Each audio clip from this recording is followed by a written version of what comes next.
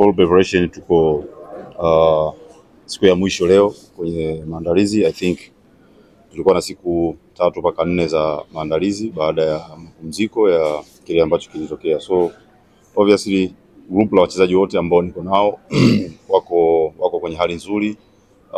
Baadhi ya wachezaji wachache ambao hawatakuwepo kwenye mechi, kwa maana ya Chalamanda aliyepata red card kwa mchezo wetu ulioisha wa Mbeya City, mtu kama Katanga, Maka, au ni watu ambao wako na injuries ambao wanarudi taratibu na kurecover. Lakini obviously group lingine la watu wote wako kwenye preparation nzuri, na leo ni siku ya mwisho kuona jinsi gani ambavyo watakuwa kwenye hiyo hali nzuri zaidi. Tunaomba Mungu inshallah wawe kwenye hali hiyo ili tuweze kumaliza maandalizi vizuri zaidi katika siku ya leo.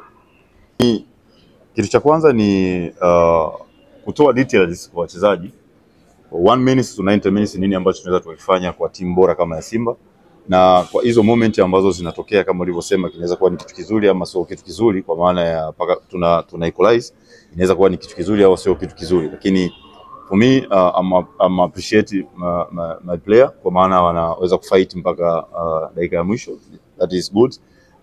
Kwenye maisha kukata tamaa ni kitu kibaya sana. So plani ya nini ambacho tunafanya hichi ambacho kimetokea, I think tumeapproach na tumeona jinsi gani ambavyo tunahitaji kuwa high concentration kwenye 1 minute mpaka dakika ya mwisho.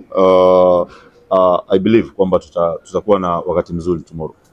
Sisi kama wachezaji tunashukuru Mwenyezi Mungu, alhamdulillah, mpaka mazoezi ya mwisho leo kwa jumla sote tuko salama. Tunamwomba Mwenyezi Mungu aendelee kutulinda, tulale salama, tuamke salama ili tukaukabili huo mchezo.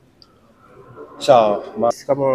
Mimi kama mchezaji mkubwa ambaye labda nilikuwa mdogo, nimecheza hizo mechi wakati nilikuwa mdogo mpaka nimekuwa mkubwa, nimecheza hizo mechi.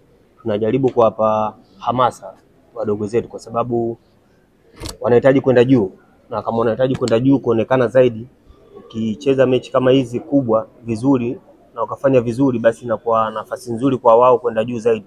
Kwa hiyo hamasa ipo kubwa kwa vijana ambao wanachipukia kwenye timu yetu, na wao wenyewe pia wana hamu na wana hali ya kucheza vizuri katika mchezo huu, kwa sababu ni mchezo ambao unakuja kuangaliwa na Watanzania wengi. Kwa hiyo kama unapata nafasi kama hiyo kuja kuangaliwa na watu wengi, kwamba lazima uoneshe zaidi kipaji chako ili mradi uweze kupata nafasi sehemu zingine. Kwa hiyo kama mimi na kina Saidi na watu wote ambao kuna Kichuya wako pale, tunawapa moyo sana wadogo zetu, na tunawaambia wasiwe na wasiwasi. Hii ni game kama game nyingine, wasije wakaingia hofu labda wakaja kuona mashabiki wengi, labda kuna hiki na hiki. Hakuna, mpira unachezwa uwanjani mmoja kwa mmoja. Kwa hiyo kwamba tumewaandaa vizuri vijana na imani watafanya vizuri katika mchezo wa kesho. Yes, kama alivyoongea mwalimu, sisi JKT Tanzania, wachezaji, benchi la ufundi na viongozi, lengo letu la kwanza ni kupata alama 3, kwa sababu mpira unachezwa uwanjani. Ukiachana na mambo yote, ambaye atajipanga vizuri, atajiandaa vizuri na atakuwa anahitaji, atapush, atapata matokeo. Sisi kama wachezaji tumejipanga nia na mazumuni kupata alama 3. Tumekosa alama 3, basi tukipata alama 1 kwetu alhamdulillah, kwa sababu tunacheza na timu kubwa kama unavyojua, Tanzania nzima inajua. Lakini mwisho wa siku mpira unachezwa uwanjani, kwamba sisi tunaenda kujitolea kwa hali na mali, tunaenda kuvuja jasho ili tuweze kupata alama. Haitakuwa vizuri katika uwanja wetu wa nyumbani kupoteza alama, na hicho ni kitu ambacho sisi tumejiwekea. Kwa hiyo utakuwa mchezo mzuri, lakini tutafanya jitihada, na mwenye jitihada atapata matokeo.